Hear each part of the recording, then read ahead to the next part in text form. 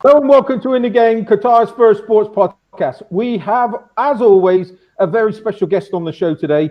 This lady is just incredible. Zara Brook, welcome to the show and thanks for coming on today and going to tell us your story. You're welcome, Steve. I'm looking forward to it. Thank you for inviting me. Oh, honestly, ever since I met your husband, I tell you, it was great that you agreed to come on the show because you've just got an incredible short story, and I'm so glad that you're going to share it with everybody. Um, now, You're very where do welcome. we start? Where do we start? Shall we start with let's start how this all began for you.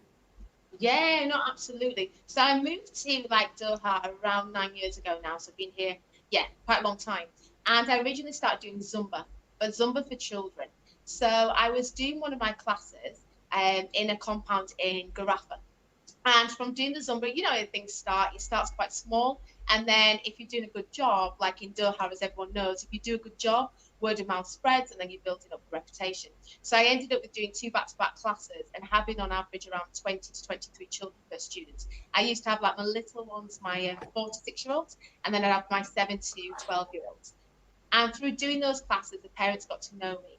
And also where I was teaching, there seemed to be a demand as well for football. So me not really being a football coach was like, okay, I'll take this to my husband who is. And I said, Rich, can we do some kind of football? Because there's a big demand here. Can we go and do football sessions? So that's how it kind of all started. And then from the Zumba, we then went expanded and went into delivering football sessions as well. So yeah, so we started in Garafa, obviously again with lower numbers, and then it got bigger and bigger because we was doing a good job. The children was liking the coaches. We built up relationships, and it expanded. And then we got doing like things like holiday camps as well. So the holiday camps were really good fun. And the one thing with the holiday camp is it was called Fun Kid Fitness. Now the aim of this is that fitness is fun. And what we wanted to do is try and get more children active. And in Doha, there is quite a lot of obesity and it's got one of the highest rates of diabetes. So when I came here, it was something that I was very conscious of and something that I wanted to try and change. So we did our Funky Fitness holiday camps where the children would engage in physical activity, but we also built in nutrition in a fun way. So we tried to educate the children whilst they were with us. And it was things like how much sugar is in certain foods. So I'd used to like bring in like sugar cubes and different food items and get them to think about how many sugar cubes are actually in these food items. And then you kind of like front load the children with information, but you check on their learning through interactive activities. So we used to do all sorts. We used to do like blindfolding, where they'd be blindfolded and try different fruits and tell us what it is. They would design fruit smoothies. We got them to design posters about promoting health and wellness. And these we used to display in the actual camps for their parents to see at the end of the last day of the camp. And we also used to do a fun like Who Wants to Be a Millionaire quiz where we'd have the children versus parents. So everything we told them for the themes of the week with the children, we'd get them to go against their parents, which was really, really super fun and so rewarding when you saw how much the children had remembered from what you taught them. And then when you hear from parents, oh, you know what, my daughter's now started to make some changes with their eating habits, then you start to think, you know what, this is really good and it's making a difference. So yeah, the camps was something we really love doing. And then obviously the football, and now we're coaching a lot of football in all different venues. You are just amazing because you have got so much energy, passion, and enthusiasm. It's incredible. Let's go back before Doha. Let's go back in your when you were. How did you get involved in sports? Why was there such a passion to get involved in this? So this is going to make everyone laugh, and my family listening will know this very well. So everyone assumes because I'm in fitness and I like dancing that I'm sporty. The truth is I am not sporty. So at school, I was always one of the last to be picked. So for the football, for the teams like hockey, netball, yeah, like football, I was honestly one of the last ones with my friends to be picked. I just wasn't a sporty person, but I was into fitness. So when it came to school, I loved doing my dancing. I liked doing the fitness and badminton. But for me, yeah, I absolutely, I've always been conscious of the body image is a big thing for me. So when I was like very young, when I was about 11, 12 years old, I actually suffered with anorexia. So I put my family through quite a lot because I was very, very like body conscious. I didn't hardly eat anything. On one family holiday, I remember going down to around 6 stone. So I was and I wasn't, I'm about 5'4" now. So I wasn't much shorter, to be honest, at that age. And I hardly ate anything. So obviously as a parent, my mum and dad was extremely worried about me. But my dad, he was kind of giving me a little bit of a hard talking to, because he was a bit like, if you continue, you're going to end up in hospital on like a drip. Is that what you want? Do you want to do this and you're going to be in hospital because you're not eating anything? So from that, it kind of gave me a bit of a wake-up call. And the truth is, even since the age of 11 or 12, I've actually not eaten chips, burgers, pizza, chocolate as such, anything like that from that age. And I'm now like my late 30s, and I don't miss it. It's just the way I am, but I don't miss it. But I've learned to eat healthier. I wanted to put what I went through and my passion for being healthy and well and fit into my job. So for me, that's where it kind of stemmed from. And this is a really important factor, because it's bigger part of the story, of your story. Is that why you think that you're doing all these things with children now, when it comes to teaching them how much? Because it sounds amazing. I've got 4 kids and I've got 4 grandchildren.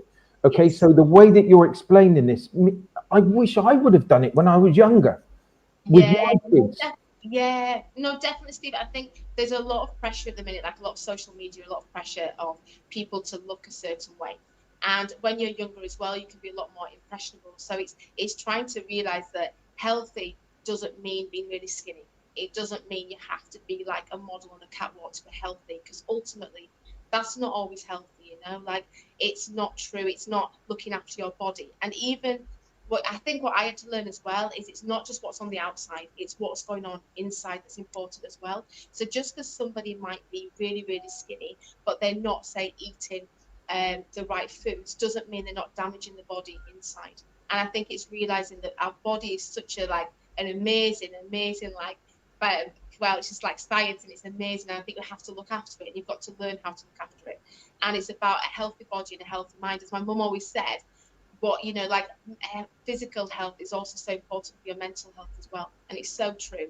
And like for kids now as well, because there's like so much on iPads and so on, they're too sedentary, like it's very important to be physically active, at least to be doing your 30 minutes of exercise. Well, for a child, to be fair, 1 hour every day, because we need it. And especially these times, even now with the current situation, it's important for kids to be active in the house, even if it's just putting on some music, and as a parent you engage with your child and you do some fun Zumba, or you do some kind of fitness just to keep moving.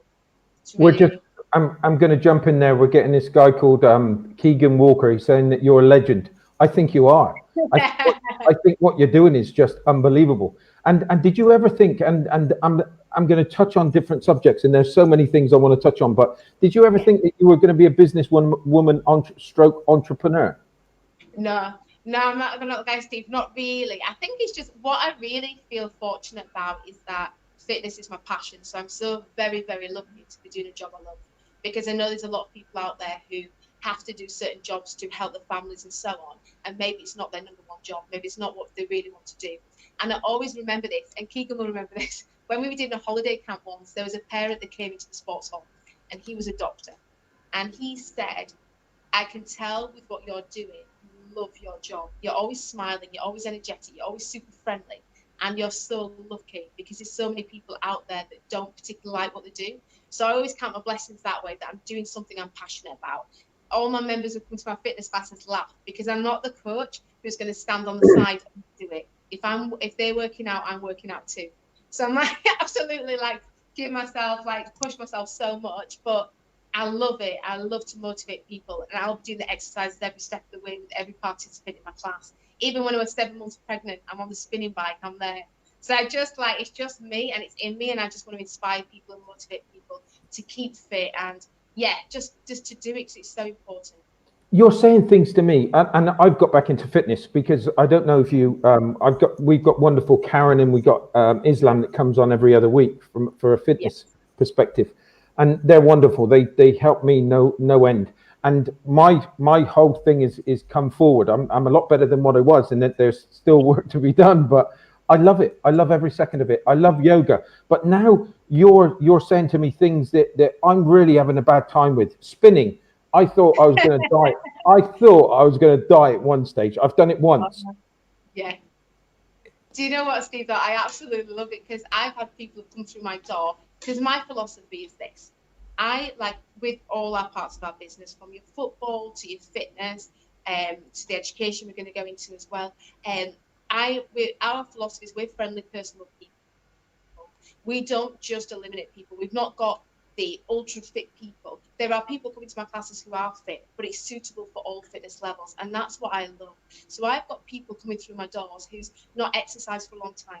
Their confidence isn't there. So just coming to the class on its own is a big step for these people. And I just love it when I get the feedback that comes to the first class and they're like, you know what, you made me feel so welcome. Because, you know, like as someone who's into fitness and have been since age of 16 beyond, like I've gone to classes and it can be intimidating. The gyms can be an intimidating place because there's always that fear sometimes aside of, is everyone looking at me? If I'm not that fit, is people going to be looking at me? Are they going to be judging me? Am I going to fit into this environment? And that's why I wanted to remove all those barriers and for people to realize that we are there. We've got a great community in my classes of all people of all different ages, different fitness levels. And everybody's super, super friendly. So everybody's welcome. And it's just amazing as a coach. I just get up in the morning and I absolutely, genuinely, 100% love teaching my classes and the members that come to my classes. And so just to help these people, I had a lady, for example, who climbing the stairs was causing her like fit, you know, she wasn't feeling fit climbing the stairs, she was out of breath, she's underlying health issues. She came to my boxercise classes and she like the feedback was like, Zara, I feel so much more motivated now. I'm climbing the stairs, I'm not out of breath as much. I'm starting to make eating like habits. I'm changing my eating habits. So now I'm feeling fitter. And that's what I want. I want to make a difference to people's lives. That's what motivates me as a coach. I'm just going to shout out to Delhi. Zara is awesome. She is a true inspiration. I honestly, you really are. And I know that we've got all this social distancing, but I'm going to give you a virtual hug right now because you are, because you've just said something to me when I was 23 stone, and I would always say, yeah, I'm okay. Don't worry about my weight. I'm happy. I wasn't happy. There was a person inside that was just trying to get out. But the problem being is that you didn't want to go. And what you're saying about the kids and getting people and adults, getting them to participate and letting them feel that it is fun, it is enjoyable. And that's so important. And that's why I listen to you. And it's the education process that you're going through with them as well. But your enthusiasm, your passion, your participating is very good. And do you know what? We said with Islam and Karen, we said the other week, we said, right, okay, we're going to get somebody on from Zumba. What's Zumba all about? What is this? What's this all about? And they said, well, there's the Zumba people around here at the moment. There, if you're a beginner, they don't really want you in their class. It's like they want more experienced people. So to listen to you and to say, come on, don't alienate those people that just want to kind of go in there. You are a legend and you are an inspiration. How is it developing for you? So you started with the Zumba class. Let's just go step by step with what you're involved with now. Yeah, absolutely. Absolutely. So with the Zumba, so that started at a compound in Garafa. And then from that, because everyone will agree, like I said before, that Doha, I love it. I mean, I've been here 9 years, so I must like it. And it's hard being away from the family because all my husband and my family are overseas. But yeah, people talk. And for us, building up good relationships is paramount in any business. And it's not something as well that's happened to us overnight. So we're not like an overnight success. We've been here a long time, a lot of dedication, a lot of hard work, and I think gaining people's trust.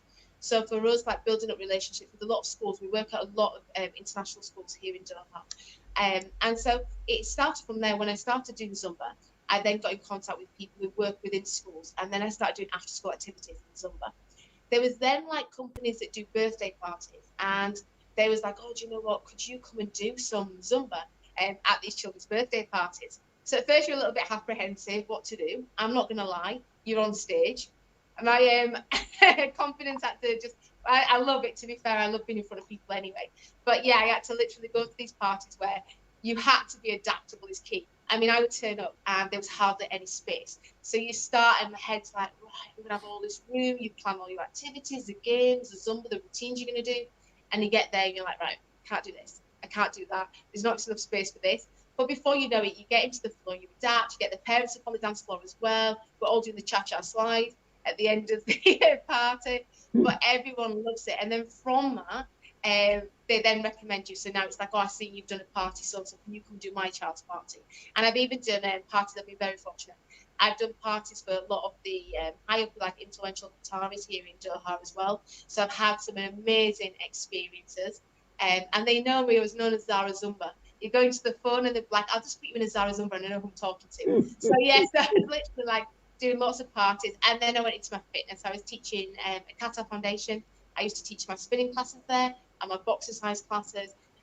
Predominantly for females. There was quite a big female audience, so I would do a lot of female classes as well.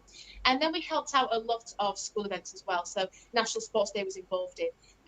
I also used to do spinning classes for Qatar Foundation students as part of their PE curriculum.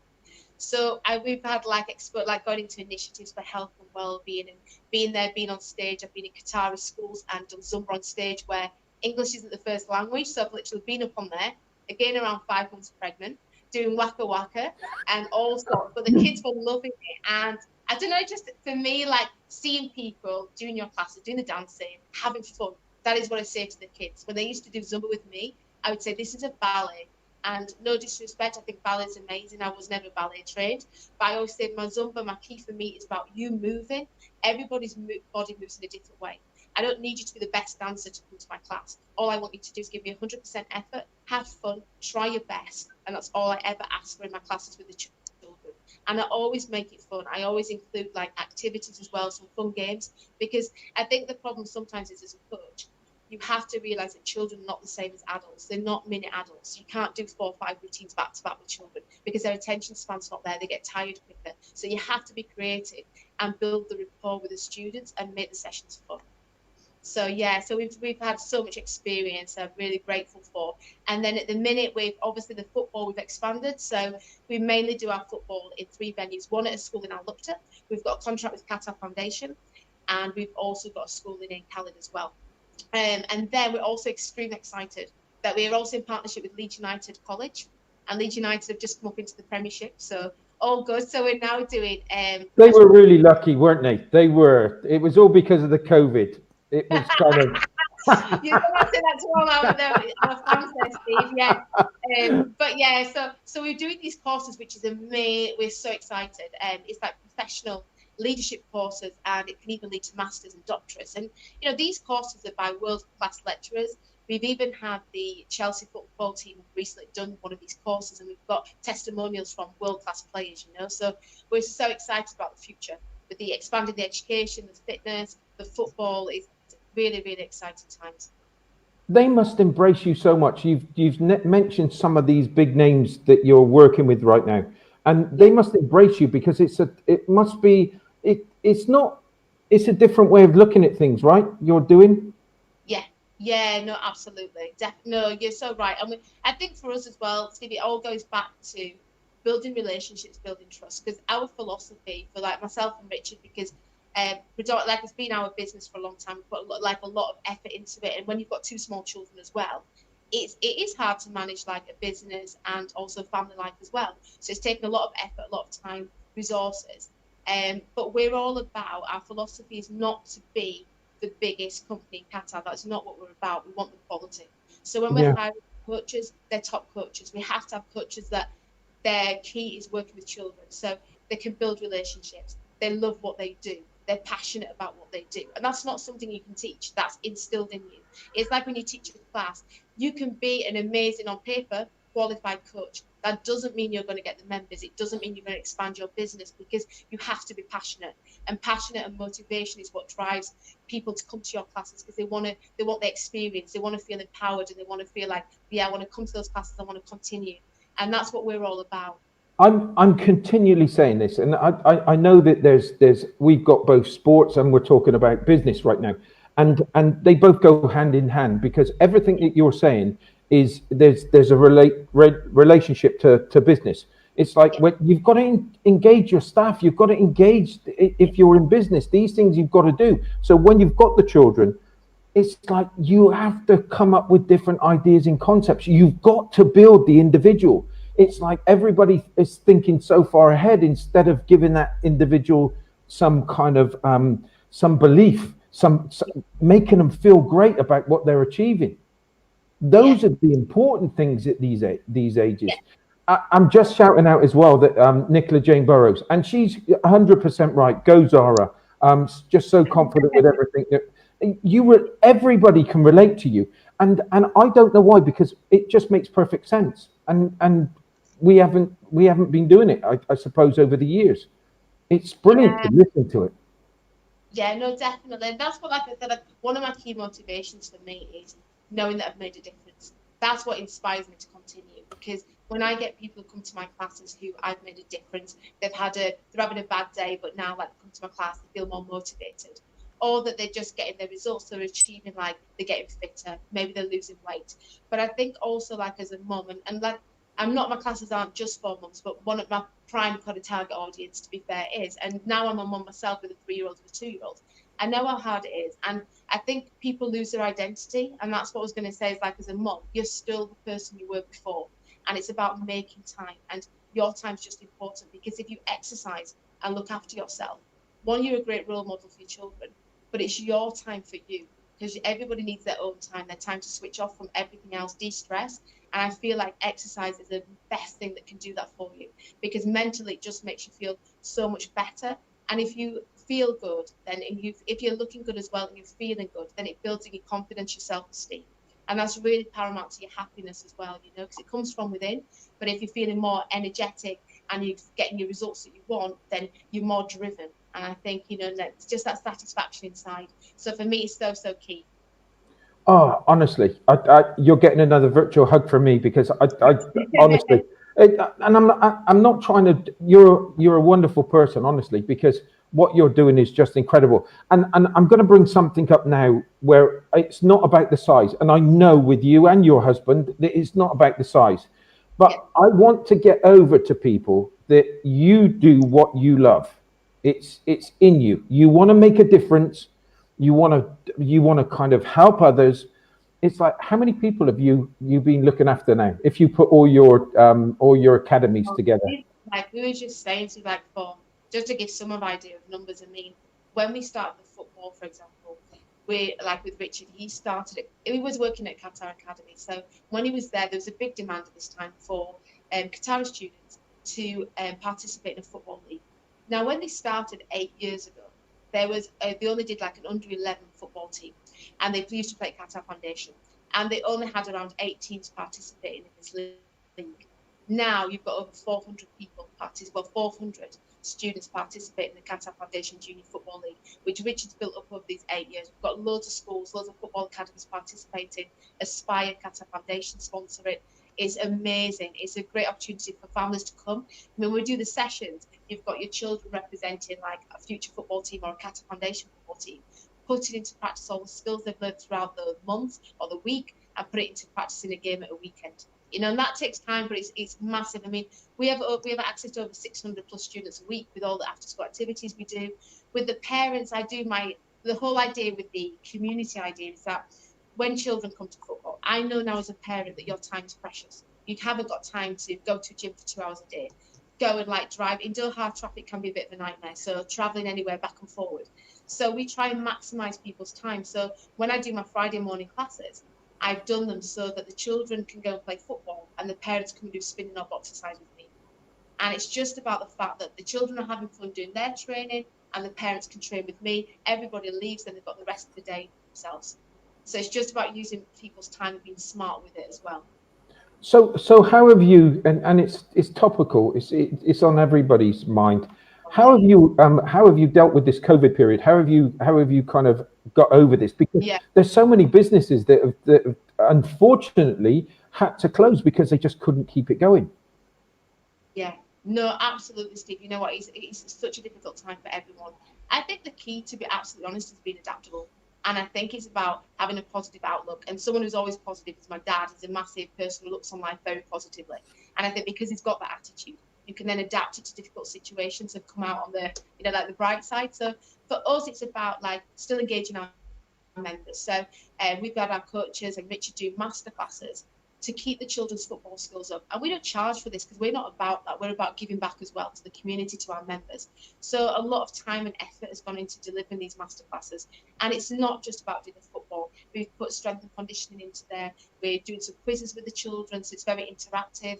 And then they do the ball mastery skills. And it's about being clever with what you've got. So we use that. We've been sending that out to our members at Qatar Foundation and our future members.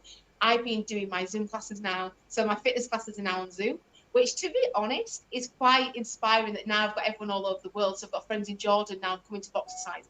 I've got people in the UK getting up at 6:30 in the morning just to join my class. So I think, like, moving forward, it's actually quite exciting because I'm going to continue the Zoom classes online because my members are like, please, please, please, do your face-to-face one, but can you keep some of these Zoom ones going as well? So that way, and then our education as well, you know, the education, online learning, big thing at the minute. So that's something we're trying to really put into practice now and get people onto our education courses too. And then obviously preparation's key, so just preparing for when we can start back to face-to-face with our classes. But it is the key to this, and we've got this whole period, we've got to really, if we go to everything is online, which it's probably going to be, we've got to work as harder at it. And as you said, we've got to be adaptable. We've got to think outside the box because we've got to get those kids engaged. We've got to get them engaged. We've got to get them excited about these things. Otherwise they're going to lose. As you said, they haven't got the concentration span. They're just going to forget it and go and do something else. No, definitely. I think it's about keeping the relationship, you know, like, to be honest, and my coaches will definitely agree with this. Yeah, children come to you, they don't come for the name of the business. They come for the coach. If you've got a relationship with the child, that child will follow you anywhere you go as a coach. So even if you're doing like Zoom sessions, it's still about maintaining that relationship with the children. They would love to see Coach Ollie, you know, one of our coaches, Coach Ollie, Coach Keegan. They would tune in to see those coaches because they've got a relationship with that coach. And that's something that's built up over time. And I just feel that the kids need to be active because being on the PlayStation, iPads, and just for the mental health as well, you know, they're not hanging out with their friends. They're used to going to school where they're being able to play tag on a break time, they're being active, playing football in the sports hall or outside on the grass pitch. And that's all taken away at the minute. And just to keep them active is so important. Just give them a break because obviously when they go back, if they do online learning, again, they sat down a lot of the time. So it's about doing some like little, not icebreakers, but like almost like pulse raisers just to get them active a little bit. So do some learning, but then let's have 30 minutes where we're going to do some little bit of cardio exercise just to get our brain so it's ready to learn again and just to give us a break from just being on the computer screen. I honestly think, and I've been to some seminars before, especially about these subjects and how many hours a week should kids have exercise. I'm telling you, there's going to be a lot of people looking at you, and they are already looking at you. But with what you're doing, I think that there's going to be a lot of people trying to emulate what you're doing because it's just incredible. It is just incredible. We really want to keep them active. And like myself and Richard have been discussing, I do think, like, especially in Qatar, there is a big niche in the market for delivering more fitness sessions for teenagers and predominantly girls as well. I do feel there's a big, where you can see in schools, and having like gone in and done PE cover in schools and you talk to the students, there is a big gap where there needs to be more for teenagers to keep them active. And, you know, like I'm even thinking about how we could do some online, like some live kind of Zoom parent and child sessions. So your parent and children can work out together, just making it something they do as a family.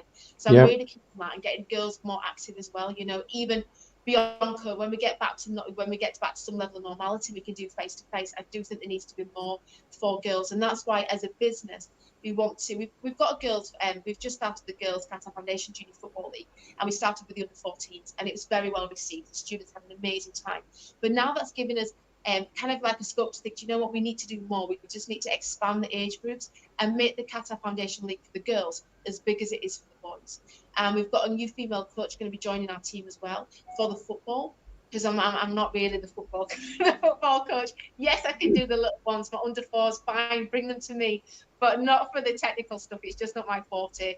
As I said at school, I wasn't the sporty one. So so for me personally, I want to really be able to offer more for the girls and bring more girls into football. Definitely. You're talking about girls and girl power, women power. I think what you're doing here is immense. But don't you feel that within Qatar especially, there's a woman power going on? It's like when even with entrepreneurs, I'm seeing to every one man, there's 4 women. Yeah, no, it's exciting. It is exciting. It's nice to see, to be honest. I do think it's about time, really. And like it's nice to see females in the fitness industry promoting it. And I think if you, personally speaking as well, in Qatar, I feel like as a female being into fitness and health and well-being, you become like a really positive role model for girls as well in Qatar. So I think that if there are also Qatari ladies who are going into health and fitness, that's amazing, because you're going to be great role models for these students in schools, and that's what we need, because people look to you, so it's really, really important. I've got some Qatari ladies that are kind of, that want to go into the fitness side of things. What would your advice be to any young lady that wants to go into this industry? I would definitely say seize the moment, and don't put off don't put off tomorrow what you can do today. So start now. If you want to do it, because it's an amazing opportunity. There's lots of opportunities here in Qatar. The World Cup's coming here in less than 2 years now. There's so much, like in Qatar, they're putting so much into the infrastructure, into sports, and I just think it's really important. Go and do it. Get the qualifications, get the experience, come and approach us. We can have people working for us to gain some experience, and just do it, because if you're really passionate about something, your passion will come through, whether it be to children, whether it be to adults. But follow your dreams and don't give up. Be determined. You're wonderful. And I see Melanie Ferdinand. I'm getting old now. You're starting work at 6:30 in the morning doing exercise classes. Yeah. So Steve, I used to. What I used to do, Steve, as well, is, to be honest, they'll be laughing at me. At Qatar Foundation, I used to have to get up at 5 o'clock in the morning to go and do a spinning class at 6 o'clock in the morning for teachers. No. Yeah. And I have to get up, not have no sleep, but get there and inspire them before they start the working day with students. You are, and I know you and Richard. You're incredible. You're kind of. How do people get? Because I think that people seeing this, and there will be a lot of people that sees this. How do people get in contact with you? Oh, definitely. Well, what they can do is, we've obviously got our website. But yeah, no, for sure. Like, what we can do is I can even give out my phone number. I don't mind. Anyone can approach me. We can get the details out to everyone, Steve. My phone number, my email address, no problems at all. I've had even students doing the Duke of Edinburgh who's come and worked with me and helped us with our after-school activities for our Dynamite football program. And it's amazing. I'm just filling in a report for one lady, actually. She's on 14, 15. But amazing. It's an amazing experience for them. And we're more than happy to help in any way we can. I think there's people out there now listening to this, and they're clapping. They are clapping. And your website, let's get the website domain out there. What's the website? So we have www. Yeah, you're looking. I'm looking going. So it's www. Yeah. And then it's futuresportscenter.com. But we have the center spelled the American version, so it's CENTER. Don't ask me why that is, Steve. I'm not sure. It might have been a little blip, but you will remember it, yeah? Yeah, 100%. And we're going to put it on when we put this out to everybody. We're going to put this. We'll make sure it's all posted everywhere. I think that what you're doing is an amazing job. What's your focus? So you've told us you're just going to keep busy. You're up at 6:30 in the morning doing different classes. When do you get any rest? When do you see your husband and your kids? Well, to be honest, if that is what I'm going to say, is one of the battles as being a mum is really, really hard to balance your time between a mum and work. So we try our best. We generally have Fridays is normally our family day. And I think it's just about balancing things, ensuring that at least some part of the day that you have quality time as a family. Because I really believe one of the mottos in life, something that my dad instilled into me when I was young, is a work-life balance. So it is really important, even though we're very fortunate that we love our work, it's very important to try and balance things so that you've got family time as well. Because you have to embrace life and enjoy it, because you never know what's around the corner. And that's something that my mum, who unfortunately passed away 3 years ago, always said to me, that life's not a dress rehearsal. So you have to seize the now time and enjoy it, because make the most of what you've got. You know something, I'm not a fortune teller, but I'll tell you something now. I know what's behind that door, and there's some massive things for you. Let me tell you, you and Richard, massive things. It's I know that door is going to be opening. It's already opened, but there's going to be many more. There's going to be people that, because I'm so excited just talking to you. It's just wonderful. And I hear you talking about your family, and we spoke beforehand. I wish I was in the front room with them watching this video now, because they are going to be so proud of you. I tell you, so proud of what you're doing and what you've achieved. You are an incredible lady, let me tell you, and you deserve all the accolades coming to you. Oh, thank you, Steve. Yeah, no, we've been very fortunate. I mean, I think like everybody at this moment in time feels the same. I mean, we're in Doha, which is our second home, but it's very, very difficult when you've got family and young children, and you want to obviously see your family over the summer. Like I know most people here in Doha are the same, and it is difficult. And we're very, very fortunate that we've got a very close family, both on Richard's side and mine. So we're really fortunate that we've got a great family network and great support. So even like when it was difficult times of like losing my mum, which I did 3 years ago, which was, to be honest, a very, very difficult 3 years, because I lost my mum on the 19th of January 2017. And then I went into labour with my daughter just under 2 weeks later. And so she was 8 weeks premature. And then she obviously she had to be in like a UCI clinic here at Hamid Women's Hospital. So it's a very difficult time because your family's overseas, and Richard, because it's a women's hospital, couldn't be with me. So having the family though there to go to and to speak to, and your friends here in Doha become your family as well. So we're really, really lucky that we had a really amazing QF community at Qatar Academy. We had colleagues of Richard's that would make meals for us, bring them round to the house, drop them off just to make sure that we was eating, because they knew we'd been through so much. I mean, Imogen she's amazing. She's extremely strong. But it was a very, very difficult time. You lose your mum, you have a daughter. She was born 8 weeks early. It was a C-section because she was frank breech. So I had to, as a fitness person, everyone will know this, you don't necessarily want to have a C-section because the recovery is a bit slower. But you just have to kind of get over that and just mentally either sink or swim. And so you had to get on with it. So we've got a beautiful girl now who's amazingly strong at 3 years old. And then when I just had her 6 months after that, I was pregnant again. So it was rapid, not planned. But we're really fortunate that we've got a really healthy 3-year-old and 2-year-old boy.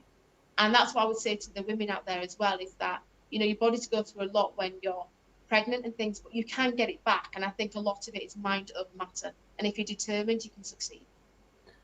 You are an inspiration. I'm telling you now, you are an inspiration. And she's looking down on you and she's very proud. Yeah, you are. I tell you honestly, it's probably one of the most touching stories I've heard in a long, long time. I bet you didn't think it was going to go that quick. No, to be honest, not at all. It's gone really fast. I've loved it, Steve. What did I say to you at the beginning? Because I know that we were talking before, and you're saying, I'm a little bit nervous. And I know we had a few technical issues, and it's like, and they couldn't. Tell us about the temperature. Yeah, so it's quite, everything always happens to us. This is why it's got to be about determination. Nothing's plain sailing. So we came into the building, to the office, to get some quiet time to be able to do the podcast. And on entering the building, because they're very strict here in Qatar, which is good, had our temperature taken, and unfortunately it was at 38. Take about 5 attempts and another temperature monitor, and we finally got into the elevator to come up to the 4th floor. And just do me one favor. Where's your notes? Where's your notes? Where's your notes gone? It's got 8 pages, Steve. I don't know if I can. I might have to write a book. And I said to you, don't worry, you're not going to need those. I said, Richard, chuck them out the window. Go on. Yeah. You've been. There's never a dull moment, Steve. I was saying to Rich in the car on the way here, there's a funny story about 5 years ago. I was quite keen on running. So I'm not really good at short distance running. I'm better at long distance. Anyway, I trained for this half marathon, the one in Dubai. And so me and Rich get to the airport to go on. We basically organised to get the flight, have a rent car, and it was up at Ras Al Khaimah, which is a good 2-hour drive from when you arrive at Dubai airport. So we get to the airport in Doha. It's absolutely manic traffic getting to the airport. The short story is I'm missing the flight. So I've trained for this race. I've paid the fee to enter. I'm like, well, what am I going to do now? So we rebooked the flight, got a later flight, and it ended up in Dubai about midnight. We had to then get the rent-a-car, travel up to the hotel, it's about a 2-hour drive, at pitch black, which did amazingly well getting us there. I got around 2 to 3 hours sleep because I had to get the bus the following morning at 6 o'clock. I probably got to bed at 3. Got up in the morning about 5:30 and did the half marathon in about 1 hour 43. So it was actually amazing, the first half marathon I'd done.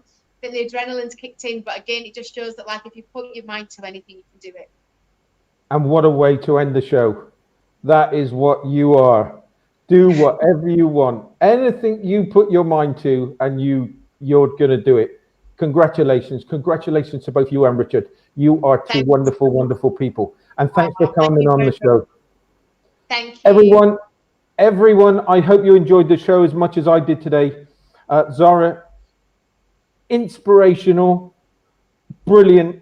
I thoroughly enjoyed it. Thanks for coming on the show. Tomorrow we've got Hisham Mubarak. He's going to come on. He done 7 Ironman race. He done an Ironman race consecutively for 7 days. How's that? That is incredible in the heat. So we're going to be talking to Hisham tomorrow. He is another legend, and he's coming on our show to tell us his story. So everyone, thanks very much. And again, Zara, thank you so much indeed. I hope your families enjoyed it. No problems. Thank you so much. Everybody, see you tomorrow. Catch you later. Cheers then.